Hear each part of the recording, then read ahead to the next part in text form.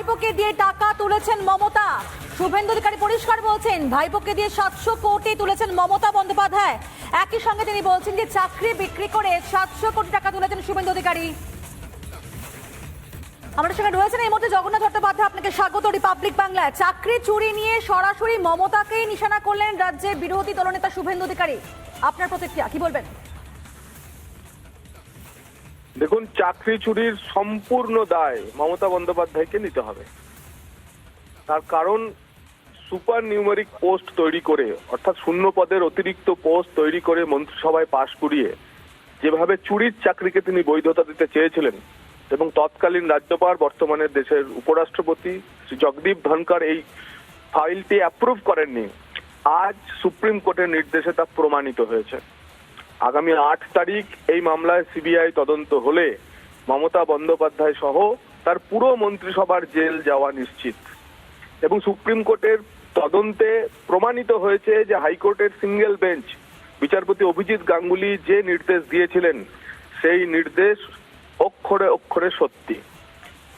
বিচারপতি গাঙ্গুলি 6300 মতো অবৈধ চাকরি প্রার্থীদের তালিকা তৈরি করতে পেরেছিলেন, কিন্তু মমতা বন্দ্যোপাধ্যায় বিক্রির চাকরি, চুরির চাকরি বাঁচাতে আজকে 19,000 যোগ্য শিক্ষক শিক্ষিকাকে পথে বসালেন। এর দায়ও সম্পূর্ণভাবে মমতা বন্দ্যোপাধ্যায়কে। গতকালের সাংবাদিক সম্মেলন করে তিনি এর দায় বাকি সবার উপর চাপিয়েছেন, শুধু নিজেকে শুধু রক্ষা করেছেন। কিন্তু বাংলার প্রতিটি মানুষ বুঝতে পারছে যে দুর্নীতিগ্রস্ত অপশাসনের শাসকের নাম মমতা বন্দ্যোপাধ্যায়, তার দিন গোনা হচ্ছে। তৃণমূল কংগ্রেস যাচ্ছে এবং বিজেপি আসছে, এবং বিজেপি এলেই 26-এ আজ যদি সম্পূর্ণ শাস্তি মন্ত্রিসভা না হয়, দরকার হলে বিজেপি কমিশন বসিয়ে যে 23 লক্ষ পরীক্ষার্থী 2016 সালে পরীক্ষা দিয়ে প্রতারণার শিকার হয়েছে তাদের গণসাক্ষী গ্রহণ করে এদের বিচারের ব্যবস্থা করবে। ধন্যবাদ আপনাকে জগন্নাথ বাবু। আমাদের সঙ্গে ছিলেন বিজেপির সাধারণ সম্পাদক জগন্নাথ চ্যাটার্জি। আপনাদেরকে আরো একবার শোনাবো শুভেন্দু অধিকারী ঠিক কি বলেছেন।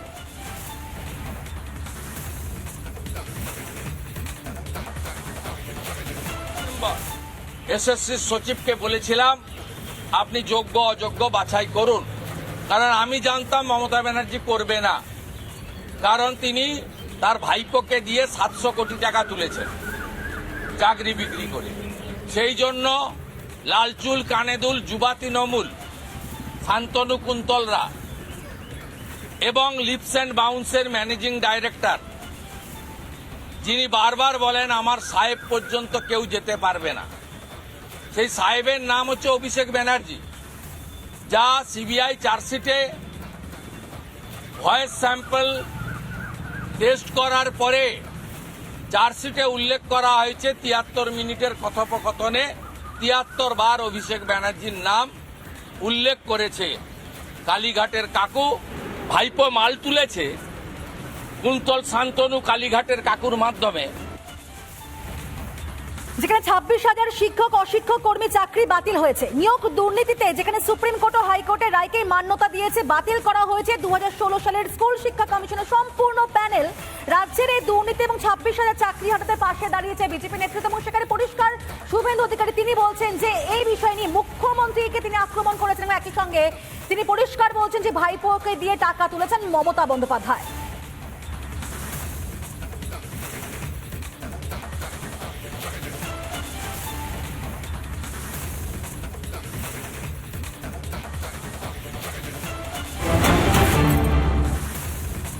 সুপ্রিম কোর্টের রায় নিয়ে এদিকে সংশয় রয়েছে এসএসসি নিয়োগ প্রক্রিয়া নিয়ে এখনো পর্যন্ত ধন্দে এসএসসি। সংশয় রয়েছে এসএসসি চেয়ারম্যান সিদ্ধার্থ মজুমদার। আইনি পরামর্শ নিয়ে পরবর্তী পদক্ষেপ নেওয়া হবে এমনটা এসএসসি তরফ থেকে বলা হচ্ছে। একই সঙ্গে আর কি বলা হয়েছে না সবকিছু খতিয়ে দেখে পদক্ষেপ নেওয়া হবে। তাহলে সেক্ষেত্রে কবে শুরু হবে নিয়োগ প্রক্রিয়া এখনো জানেন না এসএসসি চেয়ারম্যান। যেখানে সুপ্রিম কোর্টের তরফ থেকে বলা হচ্ছে 3 মাসের মধ্যেই নিয়োগ প্রক্রিয়া করতে হবে, নিয়োগ করতে হবে, এবং সেখানে তিনি এখনো পর্যন্ত জানেন না এসএসসি চেয়ারম্যান যে কবে থেকে শুরু হবে নিয়োগ প্রক্রিয়া। ঠিক কি জানিয়েছেন তিনি শোনাবো আপনাদেরকে। যে প্রক্রিয়াটা হবে সেটাতে অনারেবল সুপ্রিম কোর্ট যারা হয়তো নট স্পেসিফিক্যালি টেন্টেড, যেটা উনি লিখেছেন, তাদের তাদের প্রতি ফেয়ারনেসের কথা বজায় রেখে তাদের কিছু ছাড় দিয়ে বয়সের কথা বলেছেন। ছাড় দিয়ে তাদের নিয়োগ প্রক্রিয়ায় সুযোগ যাতে তারা পান সেটা দেখবার জন্য বলেছেন এবং সেটা আমাদের কমপ্লাই করতে হবে। এখন আমাদের যে সংশয় দু একটা আছে, অবশ্যই আমাদের আরও এই সপ্তাহান্তে আইনি পরামর্শ নিতে হবে। যদি সেটা আইনি পরামর্শটা আমাদের আইনজ্ঞের সঙ্গে কথা বলেই মিটে যায় ভালো, হতে পারে যে মহামান্য আদালতের কাছেও একটা ক্ল্যারিফিকেশান চাইতে হতে পারে, সেটা আমি এখন কিছু বলতে পারবো না। মোট কথা লিগ্যাল ক্ল্যারিফিকেশান না নিয়ে আমরা পদক্ষেপ গ্রহণটা সেভাবে করতে পারবো না। আমরা প্রাথমিক প্রস্তুতি নিয়ে রাখছি। সুপ্রিম কোর্টের কলমে একেবারে স্তব্ধ হয়ে গেছে 26,000 প্রায় 26,000 মানুষজনের চাকরি এবং শিক্ষক শিক্ষিকা যারা রয়েছেন তাদের চাকরি এভাবে হারিয়ে যাওয়ার পর তারা একটা অনিশ্চিত অন্ধকারের মধ্যে রয়েছেন, ভবিষ্যতের মধ্যে রয়েছেন, জানি তোলপাড় হচ্ছে গোটা বাংলা।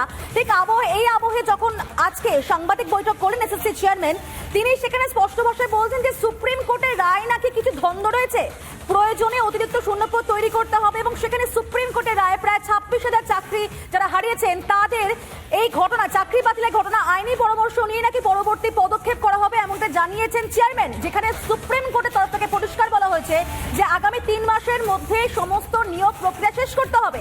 সেখানে তিনি দ্বন্দ্বে রয়েছেন, সংশয়ে রয়েছেন এসএসসি চেয়ারম্যান সিদ্ধার্থ মজুমদার। তিনি বলছেন আইনি পরামর্শ নিয়ে পরবর্তী পদক্ষেপ করা হবে, সবকিছু খতিয়ে দেখে পদক্ষেপ করা হবে। তাহলে কবে শুরু হবে নিয়োগ প্রক্রিয়া, যেখানে এখনো যোগ্য অযোগ্য মিলেমিশে একাকার, আর সেখানে এতগুলো মানুষের জীবনে প্রশ্ন উঠছে, তাদের একটা সংসার কিভাবে চলবে, তারা কি করবেন, সমস্ত রকম নিয়ে তারা যখন এইভাবে একটা অনিশ্চিত দিন যাপন করছেন, সেখানে চেয়ারম্যান এইভাবে বলছেন। কি বলছেন চেয়ারম্যান আরো একবার শোনাবো আপনাদেরকে। যে প্রক্রিয়াটা হবে সেটাতে অনারেবল সুপ্রিম কোর্ট যারা হয়তো নট স্পেসিফিক্যালি টেন্টেড, যেটা উনি লিখেছেন, তাদের ফেয়ারনেসের, তাদের প্রতি ফেয়ারনেসের কথা বজায় রেখে তাদের কিছু ছাড় দিয়ে, বয়সের কথা বলেছেন, ছাড় দিয়ে তাদের নিয়োগ প্রক্রিয়ায় সুযোগ যাতে তারা পান সেটা দেখবার জন্য বলেছেন এবং সেটা আমাদের কমপ্লাই করতে হবে। এখন আমাদের যে সংশয় দু একটা আছে, অবশ্যই আমাদের আরও এই সপ্তাহান্তে আইনি পরামর্শ নিতে হবে। যদি সেটা আইনি পরামর্শটা আমাদের আইনজ্ঞের সঙ্গে কথা বলেই মিটে যায় ভালো, হতে পারে যে মহামান্য আদালতের কাছেও একটা ক্ল্যারিফিকেশান চাইতে হতে পারে, সেটা আমি এখন কিছু বলতে পারবো না।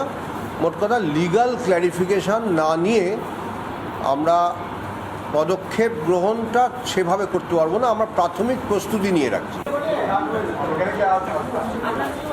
না না, আপনাকে স্বাগত রিপাবলিক বাংলায়, যেখানে সুপ্রিম কোর্ট রায় দিয়েছে আগামী 3 মাসের মধ্যে নিয়োগ প্রক্রিয়া সম্পূর্ণ করতে হবে। সেখানে দেখা যাচ্ছে সুপ্রিম কোর্টের রায় নিয়ে সংশয় রয়েছেন খোদ এসএসসি চেয়ারম্যান। যে উদ্দেশ্য, সেই উদ্দেশ্য মাথায় রেখে তো ওরা ভাবনা চিন্তা করেন। এইসব ভাবনা চিন্তা করে দিনের পর দিন মামলাকে দীর্ঘায়িত করে টেনে নিয়ে গিয়ে সর্বনাশ করেছেন এবং ওদের আরো সর্বনাশের পথে নিয়ে যাওয়ার জন্য এইসব পরিকল্পনা। কোনো সন্দেহ নেই, কোনো দ্বিধা নেই, হাইকোর্টের রায় এবং সুপ্রিম কোর্টের রায় দুটো যদি পাশাপাশি পড়া যায় তাহলে কোনো সংশয়ের কারণ থাকে না। কারণ সুপ্রিম কোর্ট কলকাতা হাইকোর্টের রায়টাকে বহাল রেখেছে সামান্য কিছু মডিফিকেশন ছাড়া। সুতরাং এর জন্য খুব বেশি পরামর্শ নেওয়ার প্রয়োজন আছে বলে আমি মনে করি না।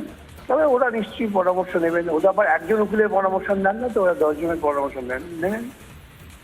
একবার ঠিক তাই, চেয়ারম্যান বলছেন যে আইনি পরামর্শ নিয়ে পরবর্তী পদক্ষেপ নেওয়া হবে। সেক্ষেত্রে বিকাশ রঞ্জন বাবু, তাহলে কবে শুরু হবে নিয়োগ প্রক্রিয়া? এটা তো একমাত্র সেটা মমতাকে জিজ্ঞাসা করতে পারেন, আমাকে জিজ্ঞাসা করছেন কেন? না, এখনো আইনি পরামর্শ নেওয়া বাকি আছে। সেটা তো ওরা যদি মনে করে যে পরামর্শ নেবে, তাতে আপনি বাধা দেবো কি করে? পরামর্শ ওটা নেবেন, তাতে কোনো আপত্তি নেই তো। কিন্তু ওরা আরো ওই ছেলেদের সর্বনাশের রাস্তাটা আরো দৃঢ় করছে আর কি। বেশ, অনেক ধন্যবাদ আপনাকে। আমাদের শুনেছেন আইনজীবী তথা সিপিএম সাংসদ বিকাশ রঞ্জন ভট্টাচার্য।